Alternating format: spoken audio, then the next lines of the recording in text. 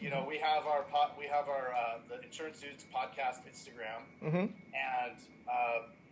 I've done a lot of tags, and they've then it finds people, and somehow put us where I'm just seeing we see your stuff all the time.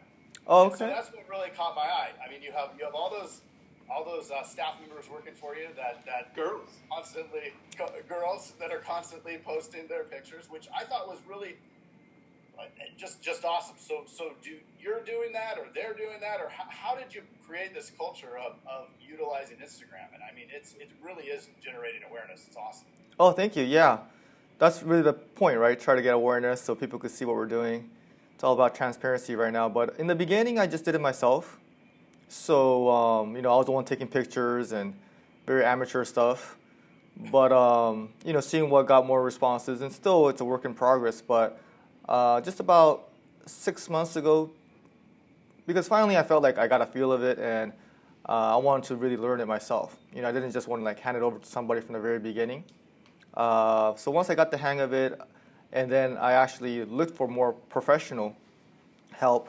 So an in-staff person who went to school for photography, videography, and that's been a game changer because the quality of the pictures are a lot better than mine.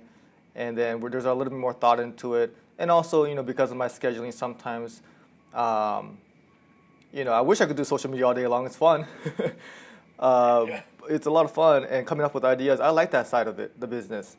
But having help and is helping us stay more consistent right now. That's awesome. So Dan, for somebody that doesn't know who you are, we talk to a lot of Allstate agents. There's a lot of people that listen to this that are kind of outside maybe the farmer's world. Can you tell us about your background, how you got into insurance and everything? Yeah, sure. I've always been a sales guy, selling sneakers while going to college in Long Beach. And then afterwards, there was a job fair at school, and it just happened to be AAA. And it's a corporate job. It's a sales position. And it was like a call center. It was all commission, which I wanted.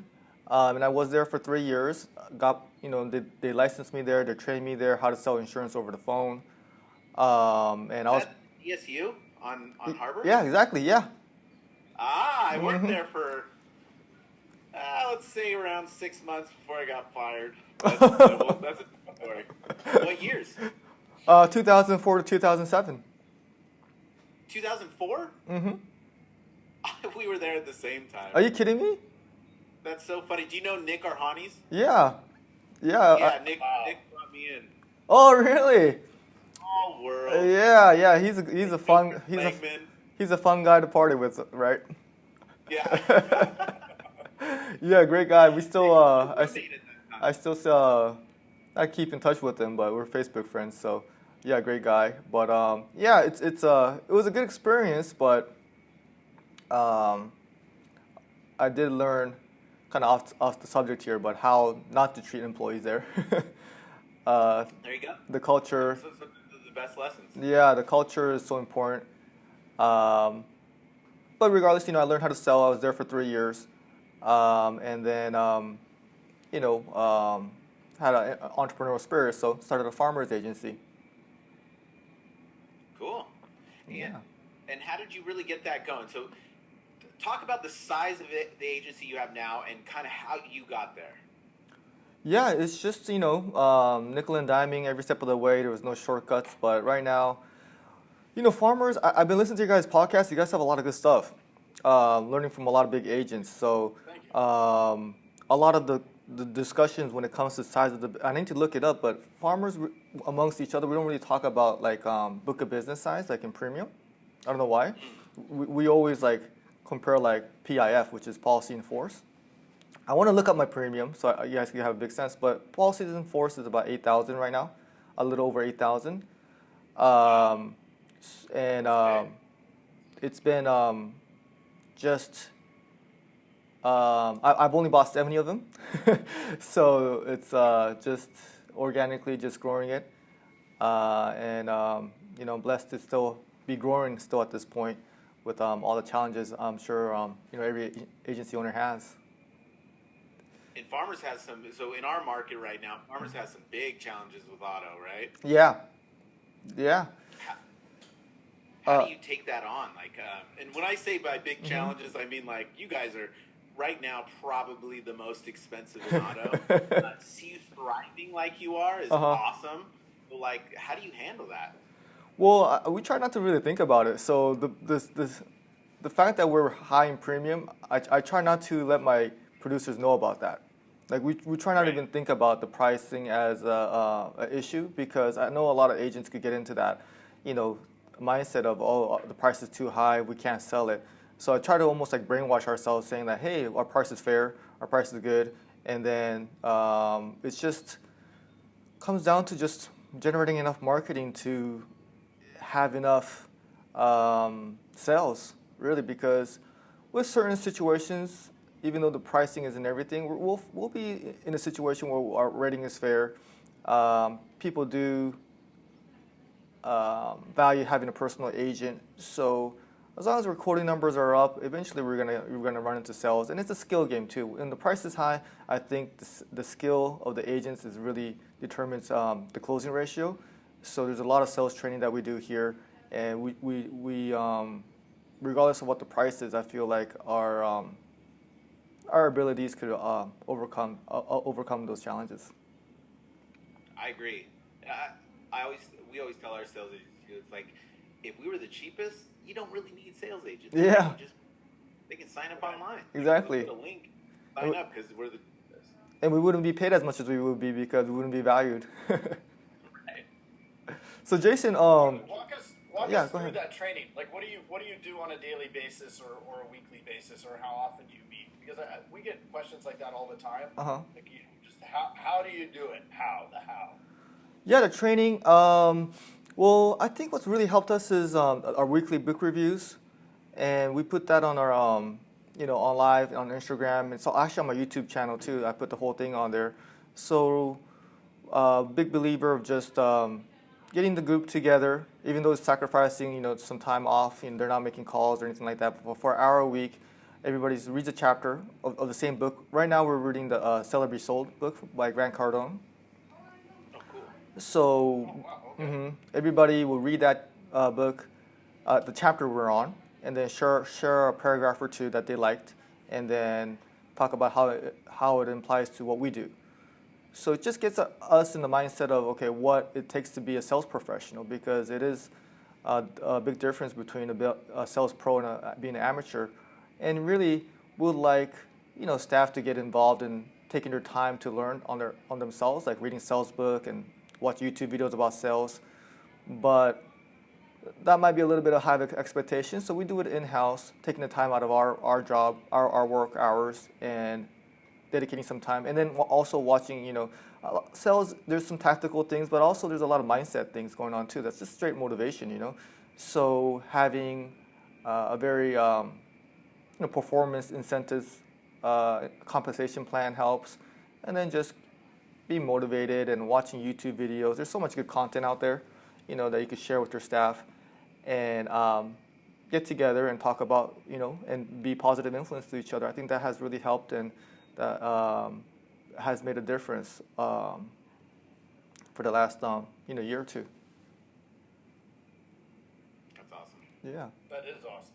What about specific processes? Because the large agencies, they can't be run unless you have processes put in place, right? What specific processes have you implemented in your agency that have really helped take you to this next level? And 8,000 policies is a lot. Oh, wow. Yeah, thank you. Yeah. Yeah, everybody has kind of like their own duties. Okay, so everybody, one person's working on a pending cancellation list, another person's working on a renewal list, another person, and then it's all on Google Docs, so it's shareable, so I can see, what the activity there is. Some agents are a little bit more responsible for sales, and others are more responsible for customer service. So the processes, when it comes to the sales process, I kind of leave them on their own a little bit. They organize their own leads. They make their judgment call when to follow up with them. So we have systems, but I give a lot of leniency to have the producers choose what they want to do when it comes to how to try to get sales.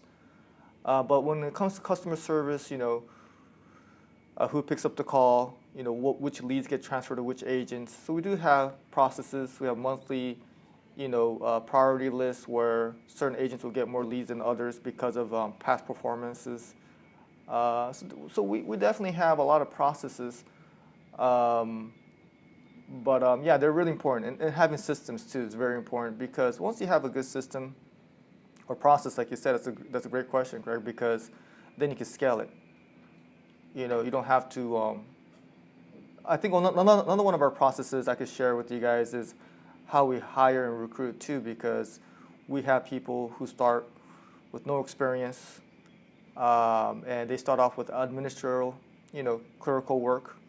Then they get into customer service. Then they get licensed. Then they become sales agents, and then so that's a whole process too of the career path. So that's a big process I believe in, is having not taking any shortcuts and having them go through the process of becoming a productive sales producer in the future. And that's specifically laid out, so every single time it's that same. Yeah, unless they come with some experience, but that's hard to find these days, I mean, you might get lucky and find somebody with experience, but, with the market the way it is, and just when it comes to affordability of recruiting people, a lot of times you're finding people, retail or restaurant experience. But if somebody has a good attitude and a good work activity, then they could definitely make it in this business. So that process is definitely laid out, and it's important because not only does it take a lot of patience from the agency owner, it takes some patience on their end too. So they need to understand that, hey, this is going to be a long journey, and there's going to be some processes we're going to go through. So it all depends on that person's ability and how fast they learn, but that process is pretty much laid out from the interview process. How do you continually hire? Are you continually hiring? Are you always looking for someone? Yeah, definitely. That's something that's, like you said, continually, because I just want to grow a bigger agency, and without people, you just can't grow. You're so limited to what one person could do. So, and I've learned that you really have to go through so many people to find the right candidate that fits. So that's a big part of my job, is to go through people and to find somebody that's worth your time and your money to train. So I just have it on the whole time, as far as when it comes to recruiting campaigns. How do you assess whether or not somebody would be a good candidate or not? Great question. It's just really looking at attitude, because you can influence them the right way, but a lot of times when it comes to attitude, they're kind of the way they are. When it comes to like how confident they are, how positive they are about outlook and just life in general, and then work ethic too. And that's really hard to find. I mean, that's hard to gauge in an interview. But the attitude part, you can. The attitude part, you can just kind of even tell by how they email, because I do a lot of email back and forth when I'm recruiting to see, if they have some excitement or energy in the way they even write an email, or how professional they could write an email. So you can tell a lot by just, screening them through emails and then phone conversations. You just need a little bit of personality, or you just don't want anyone, boring when it comes to insurance sales, I would say. But someone with a little bit of personality, interesting, sense of humor is great. So those basics, human encouragement, likability, those are the type of things I look for rather than experience, because I don't know about you guys, but it's hard to find people that's ready to sell the first day. Yeah. Right? Yeah, there's a long ramp up time in all state agencies, and I would suppose that in all different agencies, not just all states, at the farmers, at the state farm, in the independents, it's the same challenge, right? Because there's such a steep learning curve to understanding the systems, understanding how to sell insurance, because they come in with that commodity mindset, right? Yeah. And you have to unwind that. Yeah, it's a totally different thing that you're selling, and that's why I think, a lot of us talk about client retention, but employee retention is also a big factor, because it's such a big, like you said, long ramp up time. You hate to be doing that over and over again.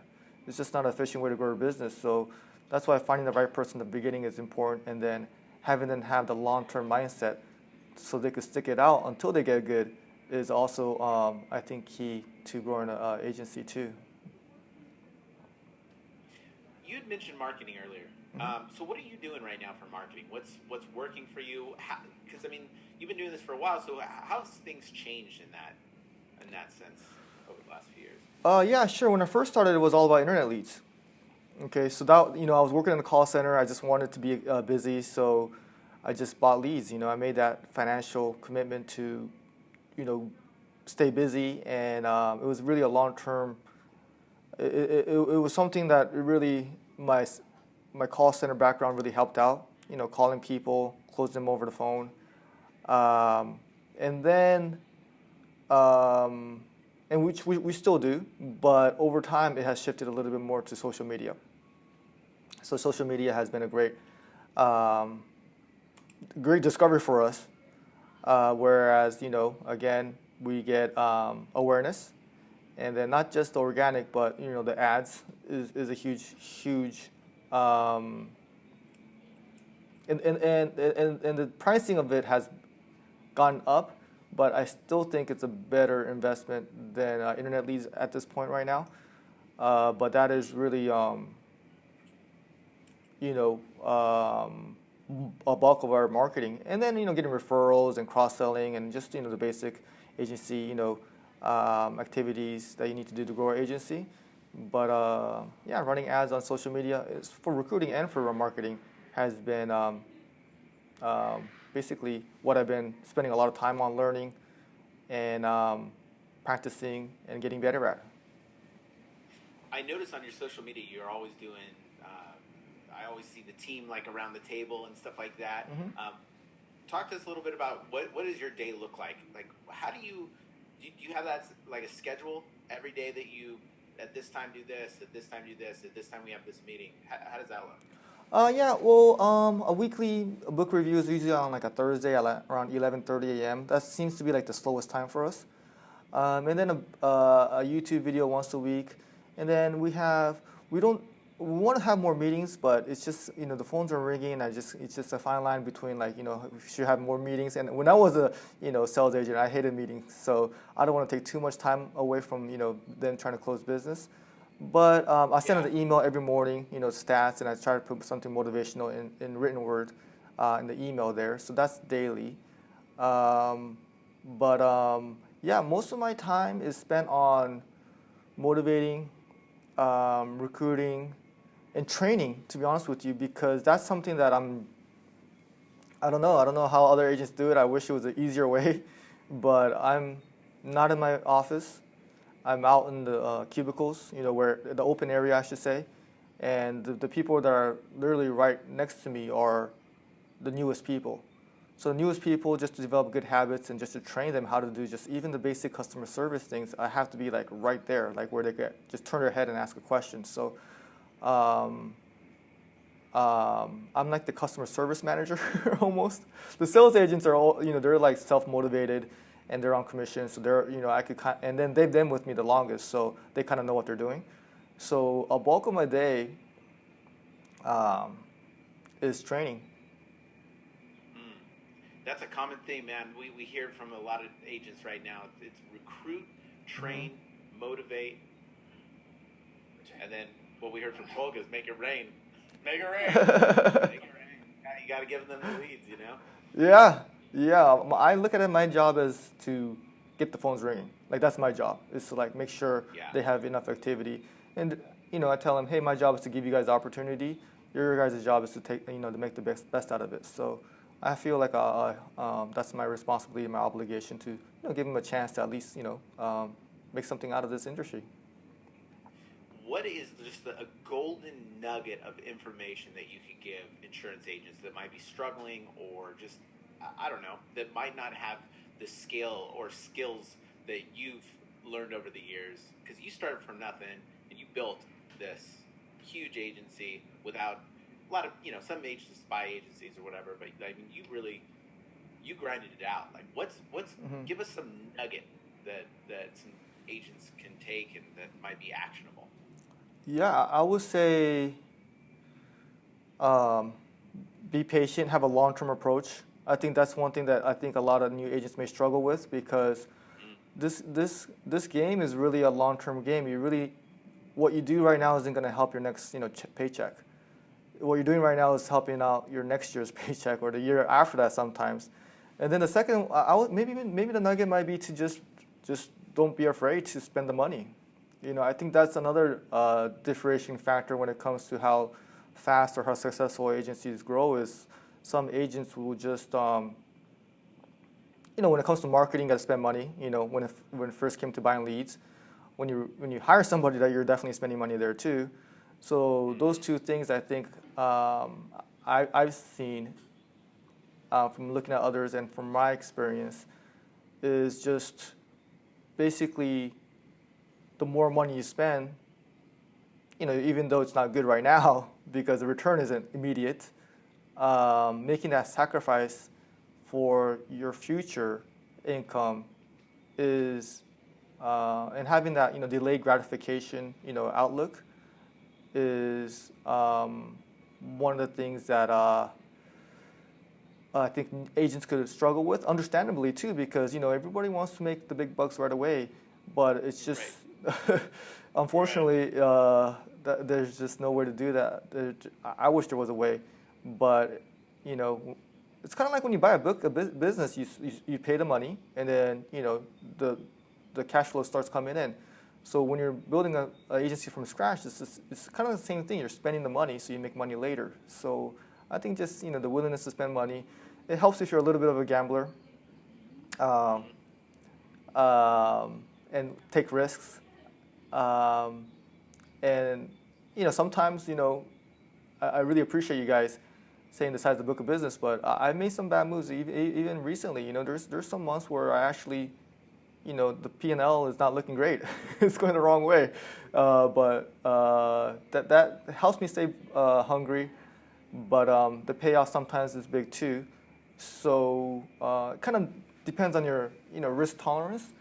But I would encourage agents to, depending on if they want to have a big agency, because that's a choice too, because some agents are comfortable. So just self-awareness, risk tolerance. But if you are trying to build something big, then you got to take some risk and you got to spend the money. And test, right? Constantly test and see what works, and not be afraid of that. Exactly. Yeah, not being afraid of losing. Not afraid to lose money. Because sometimes it's almost like you have to have the expectation of like, hey, the first $1,000 of leads I'm going to buy, I'm probably just going to blow it, but it's going to be a learning experience, and I'm going to get better, and my script's going to get better, my template's going to get better. So you're almost spending money to learn at times. But that's if you're expecting to, for every risk you take to work out, then you're going to take less of them. You're going to be too careful, and sometimes I need to be a little bit more careful. But trying different things is, I think, the best way to learn. Well, human nature sort of dictates that we want this instant gratification, right? Like you said, we buy the leads, they don't work in the first week, and we're like, these leads suck. And then we get rid of them. Now we've blown $2,000 and we're pissed. But really, if we had ridden it out for 2-3 months, likely it would be a little bit different result, right? Because you start getting results from anything as long as you continue that consistent activity. And that leads to this question of metrics. Like what specific metrics do you look at when on a monthly basis, really to make judgments on where to move the business and where to go? I just look at the top line revenue, how much I'm spending. So I look at the big picture stuff. I really need to be a little bit more detail oriented. I don't look at ROI as much, because there's so much like intangible when it comes to getting a sale. It's just not this year, it's next year. They may send us a referral. They may, get another line of business later. So even though I'm Asian, I'm not that much of a numbers guy. I should go into the details a little bit more, but I just look at the big picture stuff. I just see, hey, how much are we selling? How much am I spending on marketing? Who produced what? But I will say that's actually a vulnerability of mine. I got to look at a little bit more on the retention side, a little bit more of I'm just so focused on just growing and selling and policies. But I recommend agents to spend a little bit more time on that. But I don't know why my mind is always into like, okay, what kind of marketing campaign can I do? What kind of, how can I make the best out of the marketing dollars I'm spending? So when it comes to metrics, I'm looking at more how much marketing dollars, how many leads it's producing. That's like the main one. And then obviously you got to be careful about how much revenue you're bringing in versus what you're spending. So those are the main metrics I'm keeping an eye on. Well, so you keep it high level, and that's interesting. And then you have Jason, who he knows the cost for acquisition of each policy that comes in from the lead. He'll know. So it's real interesting. But as long as you're getting the result, then there isn't necessarily the perfect way to do it, right? If you're doing it the way in which you're happy, right? You're happy doing it, tracking it the way you are, and to be doing the things you are, focusing on the marketing and focusing on training the people to be them better selves, right? Or to be their better selves. And that's what it's really all about. If you're over here doing the stuff that you hate, then it's not a fun job, right? Yeah. And why are you doing it? Yeah, exactly. It's tough to make this job fun, but once you do it, it makes it a lot. And I'm actually, one of the things I'm proud about is like I was able to make this job fun. I enjoy coming to work every day, so that is a key factor of growing a business is how to make it fun, not just for yourself but for the people who works there too. Absolutely. Yeah, that's true. Like, I think that's a huge part of success right there is if you can make it fun. Like we're here at work all the time. You got to find where you want to focus on and really make a situation that's good for you. Because if you're happy, everybody else is going to be happy. Yep. If you're not. No, yeah. I and the same thing with the employees. I always think like, hey, if your employees if you have unhappy CSRs, you're going to have unhappy clients. So trying to have a culture of just, we got to get the job done too, but having a culture of positivity and, enjoying what we do is, it is one of my biggest jobs. I'll go back to that metrics point. Like, I really, the system shows me where our metrics are. I should probably be watching it on a daily basis. It's more like a weekly.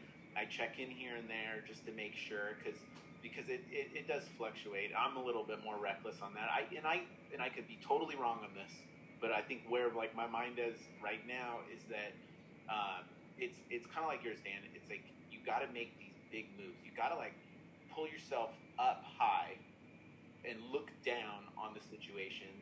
And who cares about like little losses? You know what I mean? Because if you're focused down here, you're never going to be able to get out there.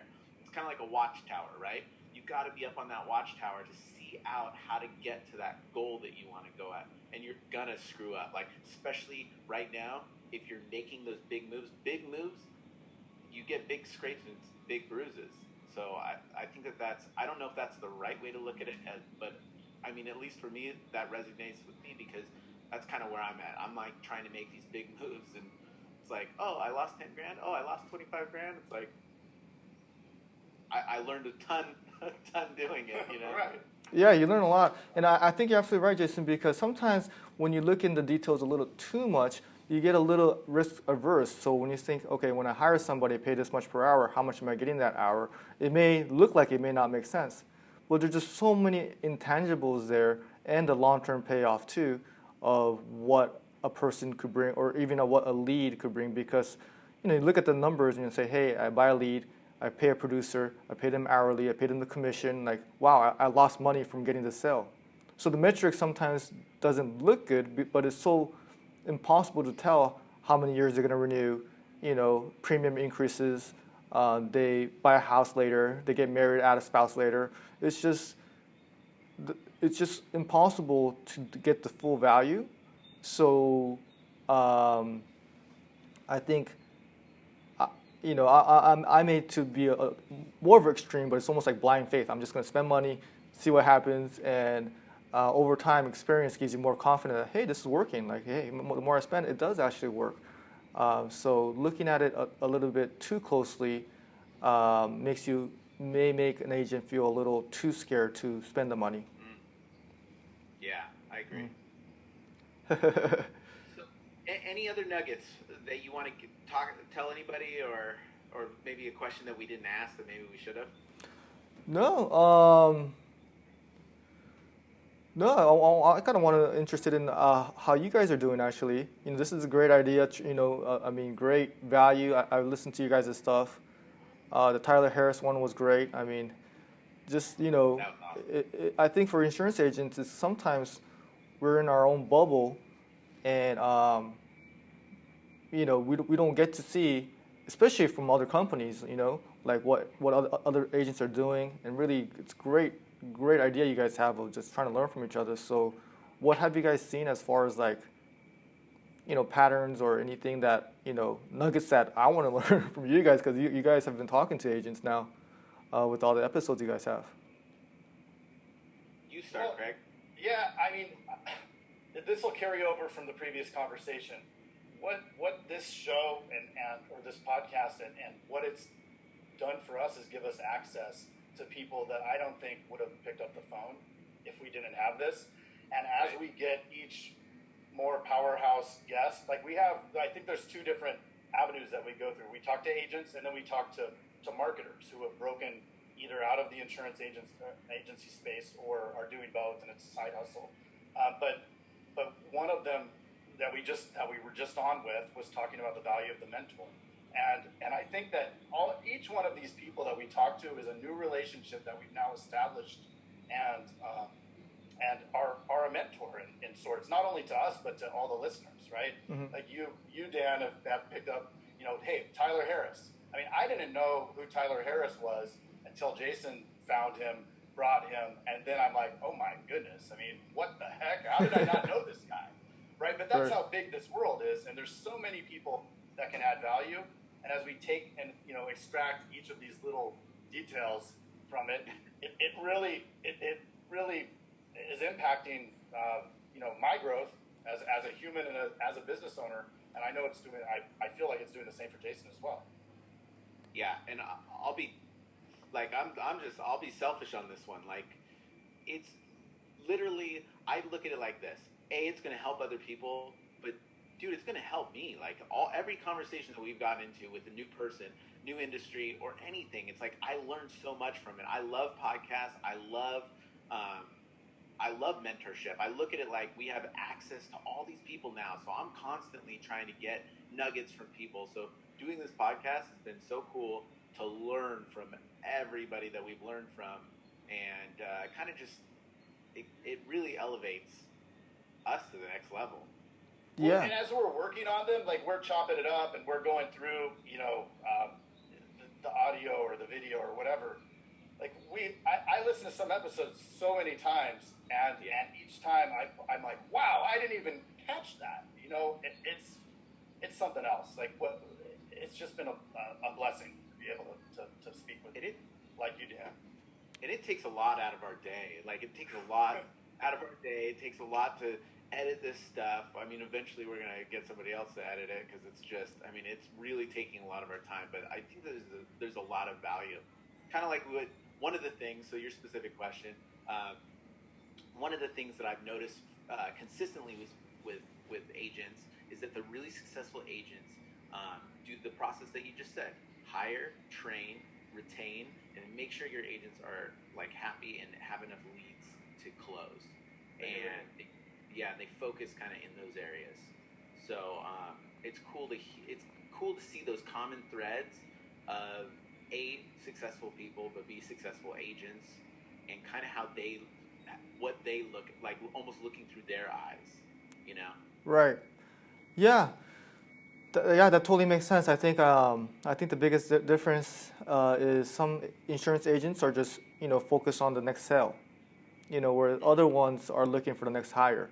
And I think how that makes a difference in the business is so different that I think the business ownership mentality is really what makes the difference. But yeah, which one are the best episodes in your guys' mind? Because I want to listen to them all, but I kind of want to start off with the best ones. Any memorable ones? Put you guys on the spot. We could go if we went by the metrics. The leads episode has the most listens. Okay. It's a little bit over 500. Okay. Well, it's just called a leads. The Austin Moorhead episode. I mean, I don't want to make anybody else feel bad by not picking. I know. We're putting you guys on the spot here. But I mean, Austin Moorhead was just a heater. I mean, that one's awesome. That is fairly recent and is the second, like metrics wise, has the second most listens. Oh, okay. So and we are now listened to on every continent. Nice. Yeah. Well. Yeah. We do have a listener in Uzbekistan as well. Oh, nice. We're all famous. I love that has anything to do with automation. And marketing. Marketing is like my passion. So I love any of those ones. There's a lot of good ones. I think. We just interviewed today Trey Llewellyn. He had one of the highest selling funnels in ClickFunnels history. Okay. And he used to be an insurance agent, and he's done some really cool things e-commerce wise and stuff. So I love people's stories. So that'll be a really cool one. Bobby Stocks, another. Oh yeah, Bobby Stocks and that one just dropped last week. I love the outside of the box stuff. Like we all know, especially being captive agents, you hear all the same stuff. Go door knocking. This is my problem when I first got into the industry. They start telling you, go door knocking, do barbecues, just all this stuff, and it's like, dude, what world are you guys living in? Cold call. Cold call people. It's just there's so much leverage that we can use. So that was another inspiration for this. Was just like, who's using some stuff outside the box? Like, we can't all be. We're in the reddest of red oceans. You know what I mean? Mm-hmm. There's there's a farmer's agent in my building below me. There's a State Farm agent like 10 doors down now in this building. It's like, dude, it's a dime a dozen, right? So we got to figure out some leverage. And we make such a micro amount off of each transaction, right? But it's not like a realtor or a loan officer where you're making tens of thousands of dollars on each transaction. So not only do we make a micro amount, like let's take a renter's policy where you're making $8 for the year. Yeah. And then you're paying them and the lights and all the other stuff, and so you're in the hole, right? So if you're door knocking to get that renter's policy, you're effectively working for free. So we have to create that leverage, and that is, to Jason's point, some of the reason behind this is to find that automation, find how can we leverage our time so that we don't have to do those things and drive the maximum results. Yeah, it is such a nickel and dime business that we have to make it up with the volume and the efficiency. So, and I do think the industry as a whole is a little bit, a little spoiled in a way where we make renewals. So some of the established agents are not having to innovate. You can get comfortable, and that's totally okay because, the hard work is supposed to pay off. But for those that are hungry, I do feel the outside of the box thinking is a little behind compared to other industries. So, so what you guys understand? a little behind. I'm glad you guys agree. So what you guys are bringing to the table, because when you're a new agent, you talk to the older agents. Hey, how'd you become so successful? Maybe how they became successful doesn't imply in today's world. How they built up their agencies.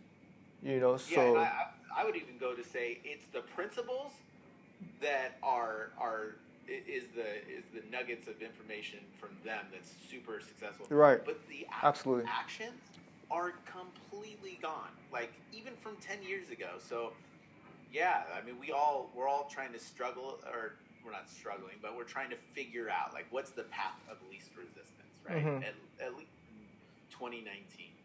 Mm-hmm. Yeah, how to market in today's world. So to bring the awareness and to help other agents with how technology, automation, like you guys said, and trying to figure out something that really works and get together and think about what works and share what's working is a great value and something that our industry definitely needs. Yeah, I agree. I agree. My number one goal, and I said this since I got here, is my number one goal is to have our agents doing nothing but talking to people. So at every little stupid task, I want to erase. If that part can be automated, because you can't automate humans. Like that human interaction, that rapport building, you can't automate that. Like that's real, and that's what we need to be doing, focusing on. Everything else, we should not be doing. It's a waste of time. Yeah. In today's world, yeah, absolutely. Yeah, absolutely. Yeah. That's my goal. Yeah, definitely. Cool. Why don't we wrap it? All right. Let's wrap it up. Yeah. Put a bow on it. Okay. Definitely. No, yeah. Hey, thank you guys for having me on here. This is actually the first podcast Thank you so much. It's been awesome. You bring a lot of insight and value from the farmer's perspective, and anybody who how can somebody follow you on Instagram? Because I think that your marketing is very unique, and I haven't seen a lot of like the Instagram marketing. Oh, thank you. Yeah, credit to my team. So it's Kitajima, which is my last name. Kitajima Insurance is basically the handle. My personal one is Dan Kitajima, but yeah, that's where mostly on Instagram, and then we started a YouTube channel. So yeah, and Facebook too. So that's where you guys can find us. But really appreciate you guys having me on. This is my first podcast, so hopefully I was able to help some agents out there. But I'm all about agents helping agents. So I really respect and give a lot of gratitude for what you guys are doing for us. Thanks, man. Same with you. Hey, we gotta catch up sometime because we're way too, and we know too many of the same people. Yeah, you can tell me your story about how you got fired. Yeah. I'll come out to. Sorry, go ahead. No, I was just gonna say I literally it's as simple as this. I couldn't pass the PNC exam. I was in my early 20s, and I was partying, and I could care less about it. Oh, okay. Well, that is kind of a hurdle there. We were roommates. What's that? Nick and I were roommates. Oh, so okay. You can imagine. Yeah. Yeah, and he's still there, right? He's still. Yeah. Yeah. Is he a manager now, or? I think so. Yeah. Yeah. Just, still selling. Oh, he's still selling? Yeah. Oh, okay, cool. Well, yeah. Well, he looks like a troublemaker, but he sure has stayed out of trouble, so that's good. Yeah. All right, guys. Well, thanks for having me on again. Yeah, Jason. You have my email, so yeah. Let's hook up one of these days and chat it up again. Sounds good, man. All right, Craig. Thank you, sir. Dan. All right, see you guys. Same. Hey, thank you so much for watching my videos. If you haven't done so already, please make sure to subscribe. And then stay tuned for more future videos to help you grow your insurance agency. And also, comment below and let me know what you think. Until next time, thank you.